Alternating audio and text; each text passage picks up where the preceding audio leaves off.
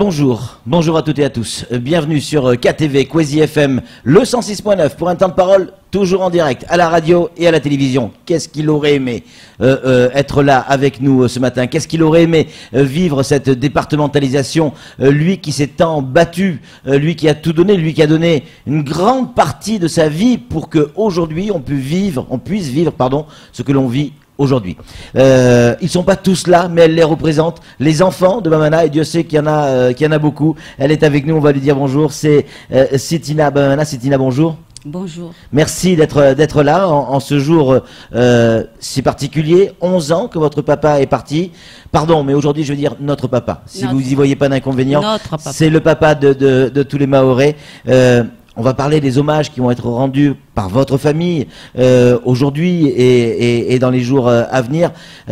11 ans après, la mémoire, évidemment du papa, elle est toujours là, mais la mémoire de Mzé, la mémoire de celui qui s'est battu est toujours là. Il est toujours là, ouais. Tous les jours. Il est avec nous. Ouais. Parce que par nos croyances, ouais. Ceux qui sont partis ne sont jamais partis. Ouais. Ils sont là. Ouais. Donc, on vit avec lui. On vit avec lui quotidiennement. Ouais. Je sais que Mayotte aussi vit avec lui. Parce que j'ai vu récemment les derniers événements à la place de la République. Exact. Et en voyant son number one qui s'envolait dans la population, ça m'a fait chaud au cœur. Ouais. En disant que Mayotte n'oublie pas ce musée. Et aujourd'hui, c'est une journée particulière. Une journée particulière parce que ça fait 11 ans qu'il est parti. Vous vous rappelez de ce jour? J'imagine que oui. Vous vous rappelez la manière dont vous aviez réagi à ce moment-là quand vous avez appris son décès? Vous vous rappelez de ce moment-là? J'ai pas appris son décès quand j'ai vécu son décès. Ouais. Parce qu'il m'avait préparé. Il m'avait dit, prépare telle chose. Parce que dans la semaine, je vais partir. Alors, c'était juste quel jour il allait partir. Mais dans la semaine, il allait partir. Il vous l'avait dit ça? Il savait qu'il allait partir dans la semaine? Il savait qu'il allait partir dans la semaine. Et effectivement, j'ai préparé ce qu'il m'avait demandé. Ouais. Et il est parti vendredi matin, très tôt. Ouais. Et c'était... il m'avait dit, tu ne pleuras pas. Et t'as pleuré? Ah non. Non. Non, j'ai pas réussi. Ouais. Parce que j'avais tellement vécu avec lui, tellement partagé des choses avec lui, que ça demande de me dire de ne pas pleurer. C'est devenu tout à fait naturellement. Est-ce que Bamana était le même en tant que papa que en tant que Mzé? C'était le même? Ou il était différent? Comment vous l'avez senti? Est-ce que vous l'avez senti en tant que politicien ou en tant que... Non. Voilà, c'est un homme, c'était un homme tout à fait, normal. Il disait, j'ai eu la chance d'avoir un parcours hors du commun. Je suis un fils de Kanibé, je ne devais pas être normalement à cette époque-là. Je ne devrais pas être au devant de la scène. Mais mon parcours a fait que de Kanibé, où je suis née le 1er avril 1935, je me suis retrouvée à l'école à Pamandzi. Parce qu'une grand-mère a voulu, voilà, la chance a voulu que je sois dans une autre famille, dans cette tante qui s'appelait Madame, on l'appelait Dadi Madame. Et c'était la tante de son père, qui n'avait pas d'enfant d'ailleurs et qui l'a adopté. Donc il s'est trouvé sur le Pamandzi et a fait ses études dans l'école primaire Pamandzi 1, qui a fait un hommage hier à la radio. On va en parler. Et c'était émouvant. C'était émouvant. Donc il a eu de la chance et il disait... C'est pas parce que j'ai eu de la chance que je ne dois pas considérer l'être humain comme tout être humain doit être respecté. Donc c'était un papa, un homme politique, un ami, un confident. Et je vis avec lui tous les jours. C'était aussi un visionnaire. On a eu l'occasion, très modestement, de le rencontrer, notamment pour cette fameuse émission 100% Mayotte. La première émission a été tournée avec lui, puisqu'il est parrain de l'émission 100% Mayotte. Je dis il est, parce qu'il le restera. C'était aussi un visionnaire.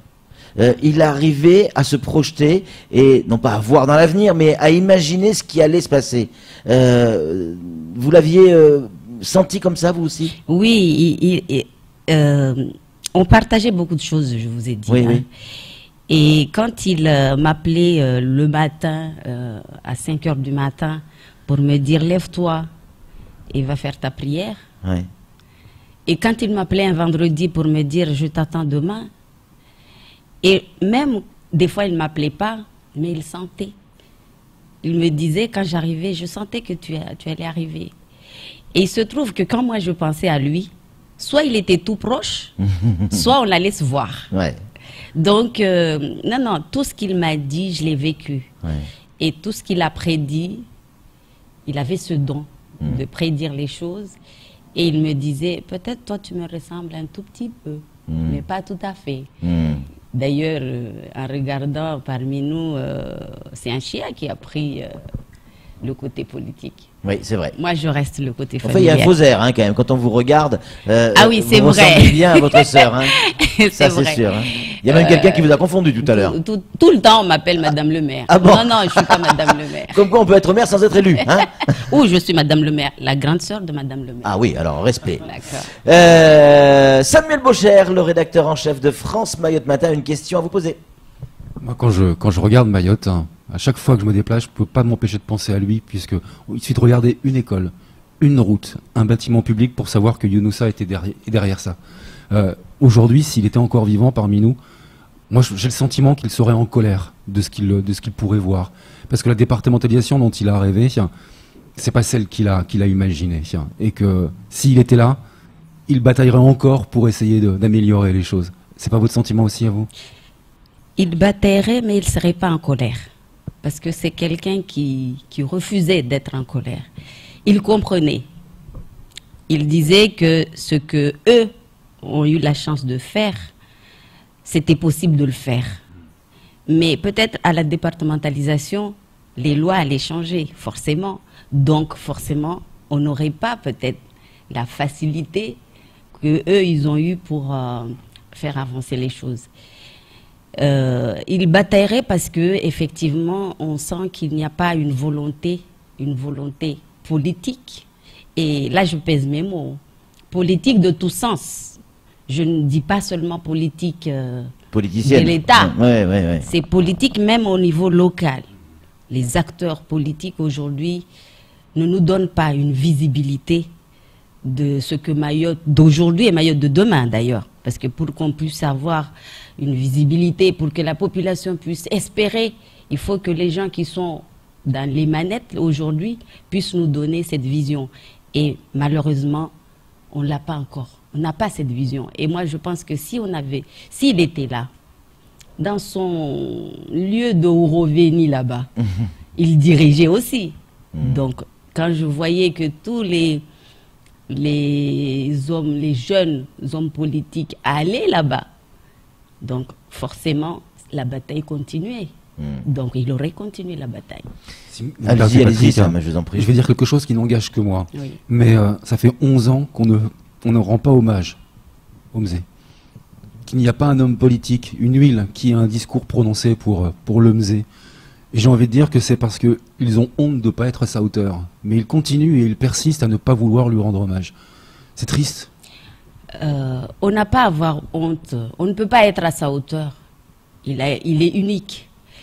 Mais il faut juste reconnaître. Et ne pas le rendre hommage, je trouve ça navrant. Et c'est pas seulement lui. C'est tous ceux qui se sont battus pour que Mayotte soit ce qu'elle est aujourd'hui. Ça vous blesse, ça, aujourd'hui Ça me blesse. Ouais. Ça me blesse. Et ça me blesse d'autant plus que quand je vois que, on le met sur un number one. Quand je vois qu'on le met sur des bâtiments, des rues, sans un mot, même en Chimaoré, quand on prononce quelque chose, quelqu'un qui est mort, on fait une prière. On peut faire une prière au conseil départemental restreint. On peut faire des prières dans toutes les mairies de Mayotte pour voilà, dire qu'on pense à lui. Mais personne. Comment vous l'expliquez? Il n'y a que la famille, il n'y a que la famille. Comment vous l'expliquez ça? J'explique que peut-être les gens qui sont là aujourd'hui n'ont pas partagé sa passion de Mayotte française. Peut-être. Parce que je ne comprends pas qu'on puisse prendre les rênes de ce pays et ne pas saluer ses mémoires. Je pense que ceux qui nous entendent, qui vont venir dans l'échiquier politique, prendront en compte cette dimension. Parce que si Mayotte va mal, peut-être il y a des traditions ici qu'on a abandonnées. Je me souviens même quand il était là, qu'il était au conseil général. À l'époque, c'était conseil général. Mais il y avait chaque année une cérémonie pour recevoir les caddies, pour faire des prières au conseil général. Pourquoi aujourd'hui, au conseil départemental, on ne peut pas le faire?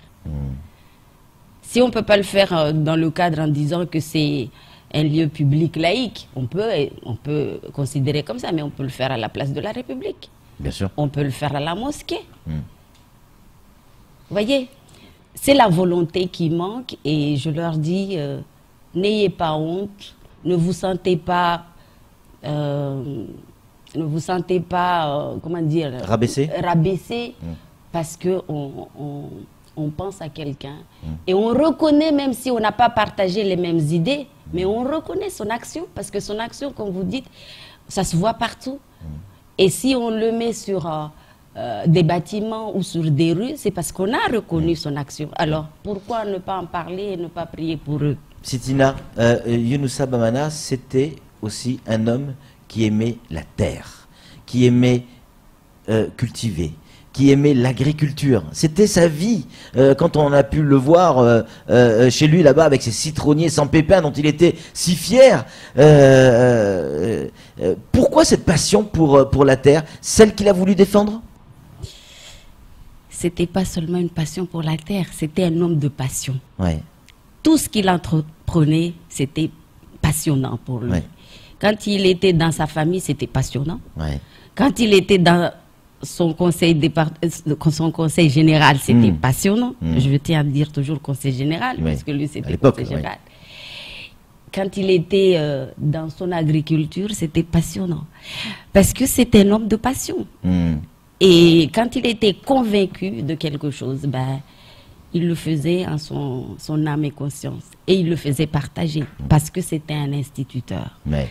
Parce qu'il disait, je vous montre, mais après, vous ne venez plus me retrouver. Il faut que vous montriez aux autres. Je vous donne une plante, aujourd'hui, je vous donne un régime de bananes, mais je vous donne la plante, la petite plante de banane, pour que vous puissiez ne plus revenir à me demander la même chose. Non. C'était vraiment un père fantastique. C'était aussi un homme qui ne mâchait pas ses mots. Alors là, c'est quelqu'un qui s'il avait envie de dire « vous me faites chier », il savait le dire. Ouais. Il y a des passages comme ça qui vous ont marqué, où vous vous êtes dit « là, papa, il va trop loin ». Ben, j'ai eu plusieurs accrochages avec lui, hein, parce qu'il me disait que j'avais à peu près un petit trait de caractère qui me ressemble. Oui. Et bien sûr, on se bagarrait. Ouais. Je me souviens, une petite anecdote, au moment où mon frère, j'ai un frère qui s'appelle Farid, qui est mort en 1997. Et il était là sur la véranda en train de donner des ordres. Il savait donner des ordres. Il ne faisait que ça d'ailleurs. Il me disait, je ne fais que ça, donner des ordres. Et il était en train de me donner des ordres. Vous allez faire ça, vous allez faire ça, vous allez faire ça. J'ai bien écouté.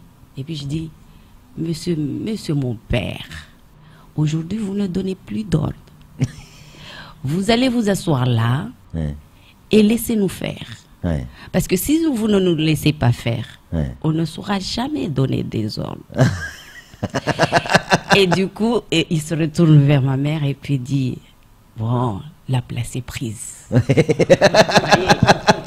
Les hommages. Et il va y avoir aujourd'hui une série d'hommages, notamment dans la commune natale. Est-ce que ces hommages sont ouverts au grand public? Non, non, aujourd'hui, ça reste familial. Ouais.